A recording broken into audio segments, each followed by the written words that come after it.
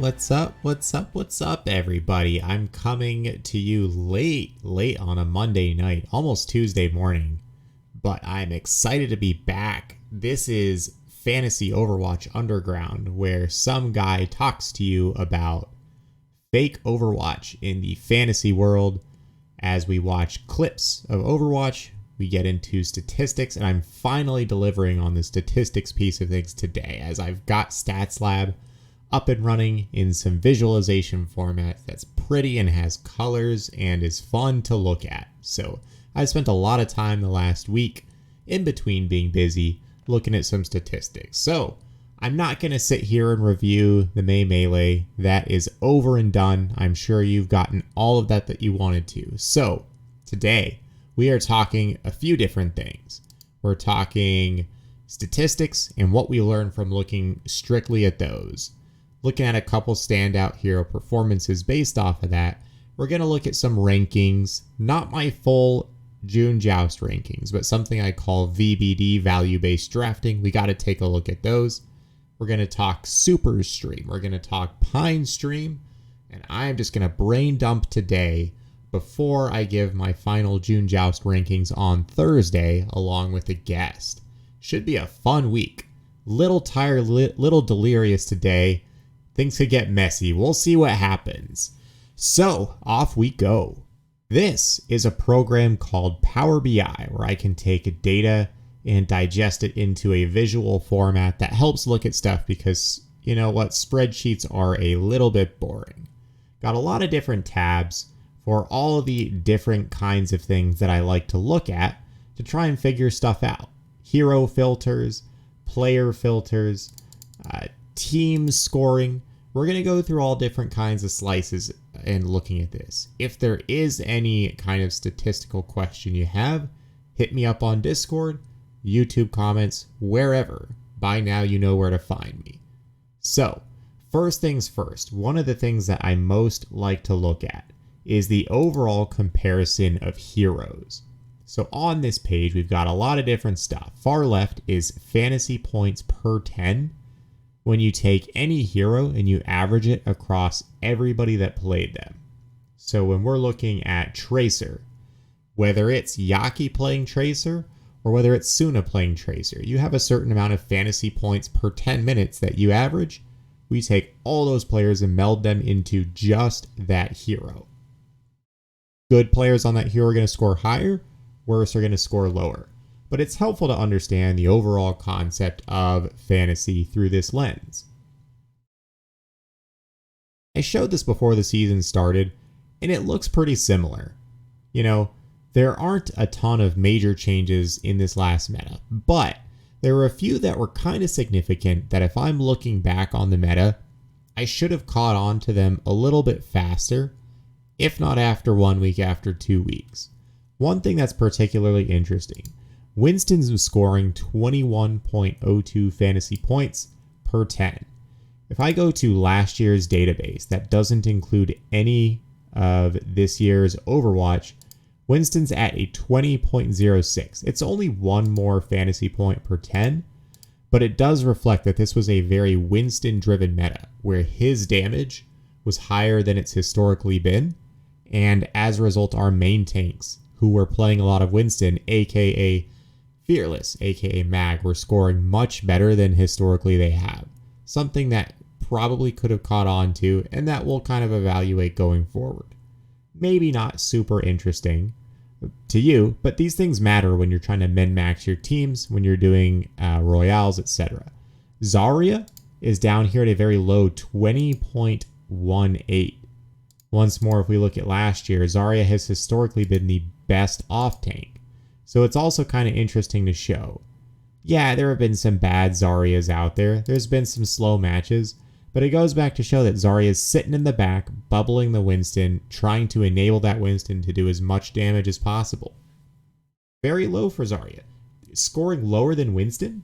I mean, that's crazy. In previous years, it was a full 3 points per, 10, which adds up over the course of a pretty long match or a pretty long week. So, kind of some crazy things out there, tank-wise, where in some cases, things were flipped up on their head. Really quickly, some other long-term trends I found to be interesting.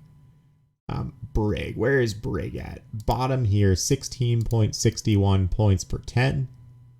We go to last year's. Brig is all the way up here at 20. So once more, Brig is doing less damage, less healing when you look across all the numbers, just in more of a supportive role. Brig is enabling others to do what they need to do. Her stuns are crucial, but she's not getting in there brawling, which we kind of knew, but once again, compared to history, not doing nearly as much. Last thing that was kind of interesting, as taking note for the long term, BAP was all the way up here at 28.6. Historically, the BAP is 24. So your flex supports were cranking out the damage and healing on BAP more so than usual. Things to take note of. We'll see if they continue in future metas, but you don't want to ignore that. Those are the biggest changes stats-wise that we need to look at. Once again, no immediate actions, but we're taking note because the game of Overwatch gradually changes, the way the heroes are played change, and you can often get stuck in your head that certain heroes are worth certain amounts in fantasy. We need to constantly be challenging that so as to optimize our rosters. Stupid example that may or may not be true with hero pools coming in.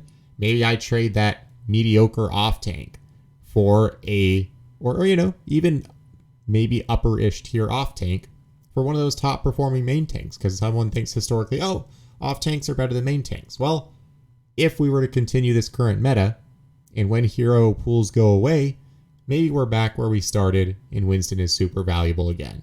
So guys like Fearless and Mag and maybe not OG as much this year. You know, your favorite Winstons are going to have higher fantasy ceilings than they've historically had. Enough talk on heroes. All sorts of other numbers we could look at. They're on the screen here. Grab a screen cap if you want to look at these. I use the free software, so it's harder for me to share this file, but kind of interesting stuff all the way around. Now, just when we were getting settled on who's playing what heroes and what the meta is going to be, we've got hero pools here to turn life upside down. So we've got Tracer and Sombra out, we've got Reinhardt out, and we've also got Zenyatta out. In my hero tracking database, over the course of last year, I've got a list of hero bans over here. Never before have we had Zenyatta banned. I don't think it's going to have a crazy... I take that back. Yes, any hero that's banned is going to be big. From a fantasy perspective, Zenyatta being out will change up comps, but probably not a huge impact on fantasy. Reinhardt is a very polarizing main tank where some score very low, some score very high, but I think it's either going to force more Orisa, more Winston, to the point where, possibly Ball, to where it doesn't have that much a direct impact, but we will be talking also about the possibility of some Hog and some double off-tank shenanigans. Tracer Sombra, they do enable dive, of course. Tracer scores very, very well. Sombra scores okay, kind of poorly. The comps are going to be hard to figure out. We'll talk about them in a little bit, but the biggest direct fantasy impact here is your Tracer players who score very well are going to be a little bit handicapped. Once again, looking historically, we have seen sometimes where Sombra Echo, Sombra Reaper were banned together. We've also seen Echo Tracer and Tracer Genji both banned. When I look in general at the comps that come out of this, you do often see Sombra coming up when Tracer is out, or Tracer coming up when Sombra is out. I don't know, it's late, vice versa, whatever. This is basically what I'm saying is I always look for a historical precedent for what's happened, and even though the meta changes over time, we don't have a historical precedent here. I'm really curious what kind of play, what kind of comps come out of this. I can promise you that every time I try to predict it, I will be wrong. That is my perfect running track record. I have found it interesting though. The first tweet that really set me off here was Albert, Mr. I can't say his name on this stream. I don't know. He's VP of Sports Operations. I can never remember his exact title. Awesome dude, from as far as I can tell. Really smart mind for Overwatch and memeing, of course. We've got, I wonder why all these Owl main tanks are playing Hog in ranked. So this was the first trigger for me for seeing maybe we're going to be into a weird meta here, where instead of wondering, is it Hog, is it horse, is it monkey, is it ball, we're saying, all right, it's actually none of the above. Maybe we're in a Hog Zarya a la playoffs last year, or maybe even a Hog Sigma composition. So as much as I don't trust streaming and public information, like, not in a competitive environment, we have seen people like Super and others streaming a lot of Hog from the main tank spot. They're training. It may or may not be an indicator. While I will say I don't quite trust it, streams are a reliable place to go when you don't know exactly what's coming. Sometimes we forget and don't flex that muscle to practice this because there have been so few new heroes lately. But when you think about the heroes that have been released in recent times, as long ago as they may seem, for me it always comes back to guys like Sigma, who were out there. Sigma, we didn't know quite if it was going to be main tanks or off tanks playing him. And at least from right now, streams are giving us a little bit of an indicator that main tanks might be playing Hog in this meta. So I've got tank scoring for fantasy here. On the left, we have the raw score for pre-May Melee fantasy scoring, where every team, every player has played the same amount of matches. On the right, we have the per 10 rate of scoring. In looking at this, if we think about the possibility of Roadhog coming in, you think immediately go to Gesture is probably a nice speculative pickup. If you're in a 10-team league and you're struggling at tank, now is the time to make a move on someone like Gesture. Things may work out, they may not, but you might have a starting Roadhog player. And if we one more time go back to our hero comparisons here, we have no Roadhog here because Roadhog hasn't played yet basically at all this season. We don't count this down here. Hasn't really played. If we go to history, history tells us that Roadhog is one of the higher scoring off tanks. Below Zarya historically, above Sigma. So there's fantasy gold, literally gold color here to be had from our Roadhog players. So if we go back to our tank scoring, if Gesture is up, we've definitely got some other things to consider here. 2U is at risk because if we're in a Sigma Hog meta, I have historically been a huge fan of Marvel, and I think there's a chance that we have a Gesture Marvel frontline, but there's still a possibility that it's Zarya as well. And if we're going Zarya Hog, 2U is in there. Just know that 2U is a little bit of a risk. If you're also reaching for tank play to pick up, I like Gesture more than I like Marvel, but I think in the right league, both of those guys are worth picking up. Other things historically that I was taking a look at.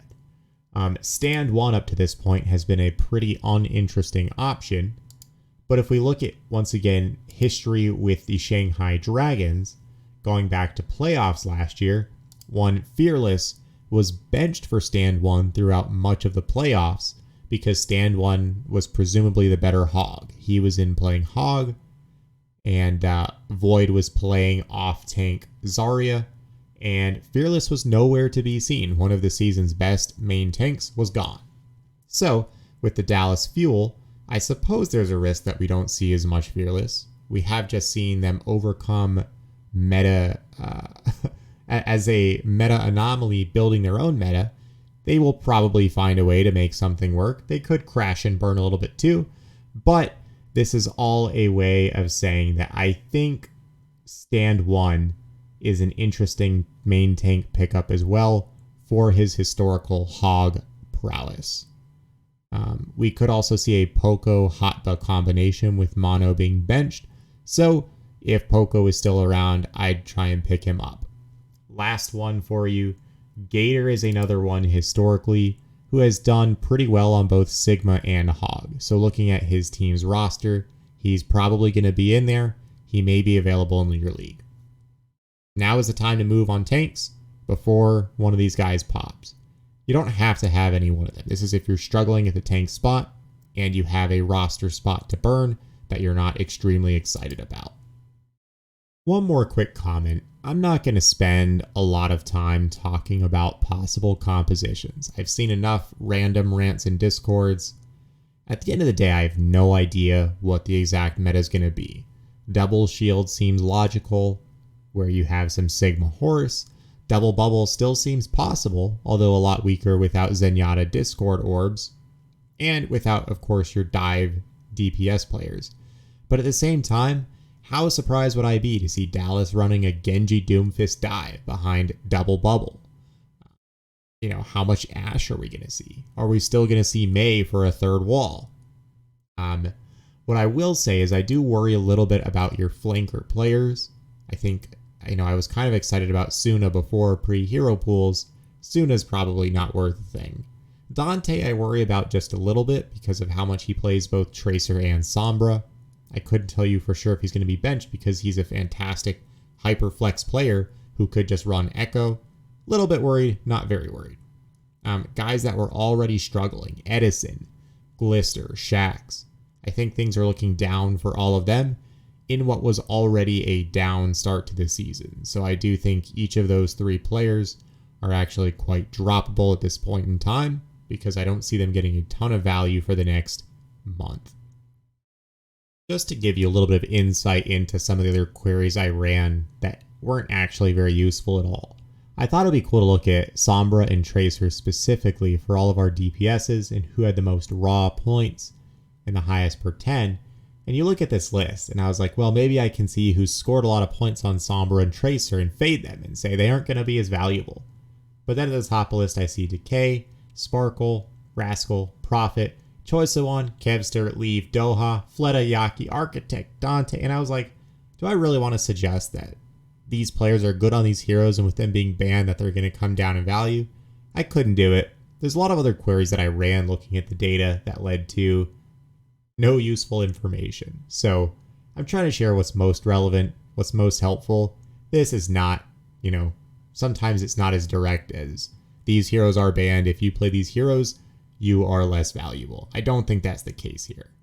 One other idea that I floated previously that I wanted to look at a little bit further was Kayleguangbong, who have both had very disappointing starts to the year. I found it kind of interesting that they were this high up in deaths per 10. Granted, they didn't play very much. It's a small sample size, and they played in losing matches. By the way, Shax is also up here. That's not a good sign. Also losing team. Links are the same. Tayo feeding. Sorry, Tayo. I'm sure you're great. Sorry, it's late. I'm a little bit delirious tonight. Kayleguangbong. That's what point I'm here to make. We've seen preseason both of these guys have absolutely insane mechanics. There's a possibility we get to a simpler meta. The meta's been very complicated. Simpler meta means fewer decisions, easier focus on just pointing and clicking. I'm not promoting this because I don't personally believe it, but if you were looking for a long shot at DPS, I think there's a chance that both of those guys could turn things around this stage, especially when you look at situations like the Charge, where Eileen has historically been a very good Tracer, a very good Sombra, and both of those heroes are banned. It does pave the way for Kaylee to have another shot at starting. Not excited about it, but I do have one league where I've picked up Kaylee, and I'm going to roll the dice and see how things go. I haven't done the same for Guangbong, but I'm sure he still has a fan club out there, and if there were a time that you were trying to look smart, now would be the time to do it, and no one's going to remember when you picked him up pre-June Joust and then dropped him 1 week later when he once more didn't play. So, something to consider. Not something I'm hanging my hat on, though. By the way, while we're at it, as you know, Pine has been picked up by the Dallas Fuel as their third DPS. And I bring him up now because I put him in the Guangbong and Kaylee category of players who have insane mechanics, but have never showed high-level decision-making. I've watched a little bit of Pine's stream, not too much, and, this kid still got it. I say kid, he's a veteran at this point, but, he's still very good at aiming. He's still really good at the game. Definitely still looking much better on the hit scans, although he's played a little bit on stream of like Tracer and such too. But I put him in the Kayleguangbong category, except probably ranked even a little bit lower from the standpoint that I wouldn't be super surprised if he came in and looked good and contributed to the fuel. But I would be more surprised than not if if he was actually productive. I don't foresee him being a huge instant impact, and frankly, nothing against Pine. I wish him the best. I think this pickup is more so a vote of confidence in running Sparkle and Doha than it is in saying they filled their hit scan gap. Of all the options that are out there, if they had ended up with someone like Glister or Edison, I would probably be pretty nervous for these guys. But I think this is a motion to say they're looking for some fanfare. They're looking for someone with a very high ceiling who could possibly contribute, but doesn't have to contribute. This is good for Sparkle and Doha. If you own them, you should feel good about it. If you are investing in Pine, invest at your own risk. I personally am not making the jump. A couple more random stats I'm going to throw to you that caught my attention. I'm not quite sure what to do with them. But as always, stats are something that indicate what do I need to be looking at more so than just straight up telling me facts. I'm filtered here on various tank stats, and if I look at the damage per 10 and I gradually scroll down the list, you want to guess who we're going to find at the bottom here? Bianca and Choyobin are the two lowest damage per 10 tanks, not of just off tanks, but of all tanks in the entire league. This is pretty shocking to me. Down at the bottom of the list, you do kind of, at fantasy points per 10. They're a little bit higher up just because, they're getting elims, but they're still both very, very low in the list. So if you invested an early pick in Choi, he has definitely been a disappointment. And if you invested a early to mid-round pick on Bianca, also a disappointment. I don't think this means they're bad. It is a warning flag for me, though, that maybe they're not producing like they could. Maybe they're not at their own career peaks. It's worrisome. But at the same time, it could be, the way that the Shock were playing their various compositions. Like I mentioned before, they're trying to enable their main tanks. Super's a little bit more aggressive than Smurf. Maybe it means Choi supporting him a little bit more than history, he's done for Smurf. It's all tough to say. Not quite sure what to make of it. Just a really interesting stat that I'm now watching both of those players a little bit more closely. We flip over and look at DPSs. I wanted to look and see how Violet was doing. Fantasy-wise, he is very much middle of the pack on his fantasy scoring as a DPS. Not really anything actionable with it, but they keep throwing Violet in there. If his damage per 10 were a lot higher than I was expecting, well, he is pretty high up there, number 4 on damage per 10. Maybe he's pretty cracked. He's not getting quite the elims there that you might hope for, but he is getting the damage per 10, and he's amongst the best of all DPSs out there. And if we look specifically at the McCree that he's playing on, he does dip a little bit, not one of the highest damage per 10. His damage per 10 is going to be a little bit skewed because McCree does score well and he played so much McCree. But it kind of goes to show that he's not your best McCree out there on the planet. Once again, not that we can rely solely on stats, but I think this Violet DPS experiment is probably on the tail end of its life cycle here. Also, while we're looking at it, going back to McCree, Prophet has a pretty low sample size, but Fitz and Lip being at the top of the McCree list, always nice to see. Those guys both maybe a little bit underrated at the moment, and in general, damage per 10.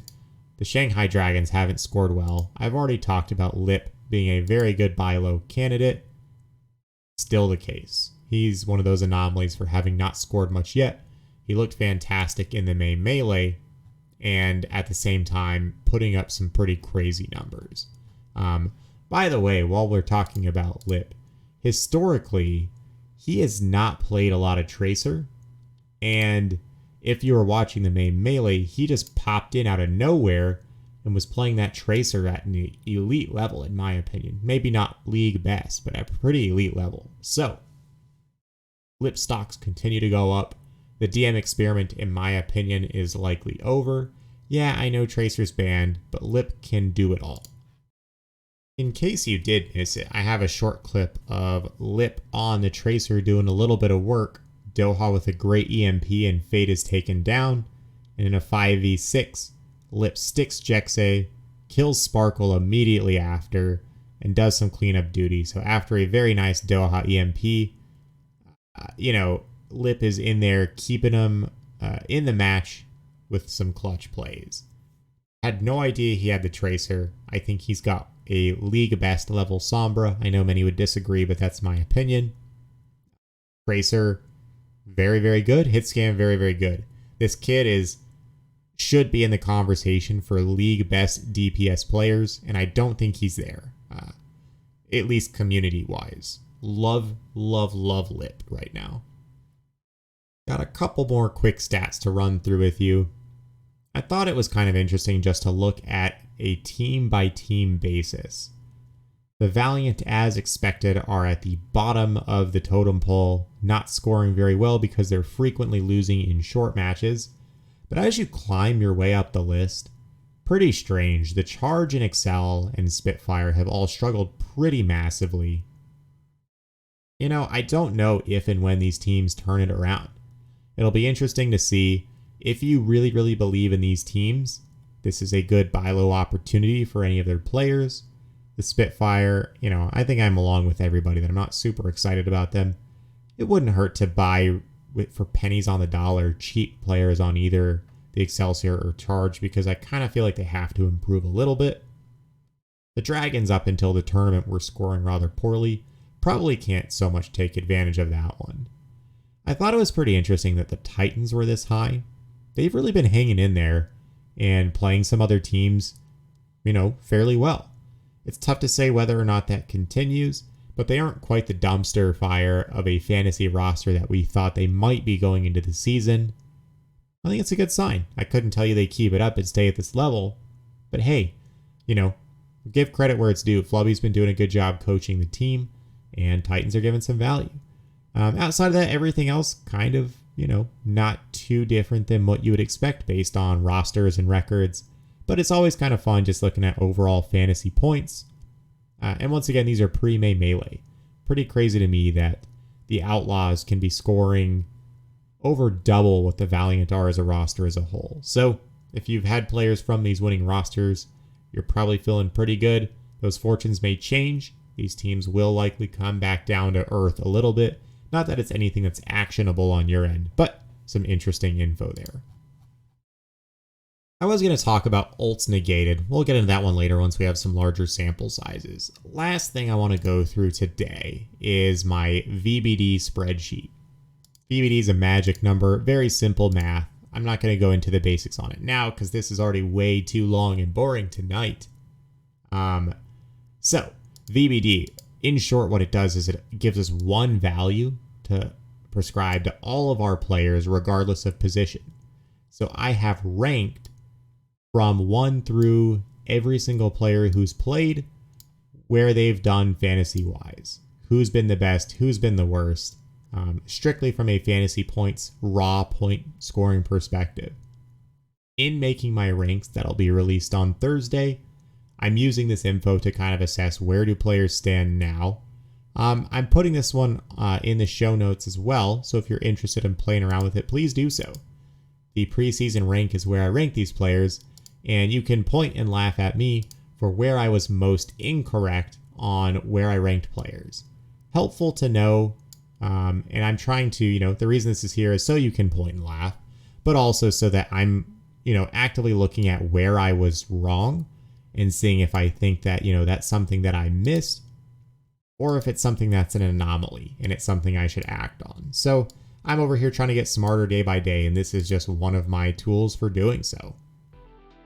And that's it for the week. I hope I didn't ramble too much. I know I'm a little bit slow getting the show out. Like I said, crazy week and lots of stuff going on for me personally, but still always really nice going through statistics here. May Melee's in the books. We've got June Joust warming up, and I got some ranks to share with you here in the very near future. So as Leave plays us out with his insane level of play here, I hope you enjoyed the show. Hope you learned a thing or two. Download these documents, have some fun with them, ask me some questions, whatever you want to do. I'm putting these in your hands so you can do stuff better than I can with it, because I'm sure you can. Thanks for tuning in, everybody. Hope you have a good rest of your week, and looking forward to the next release on Thursday. Have a good one.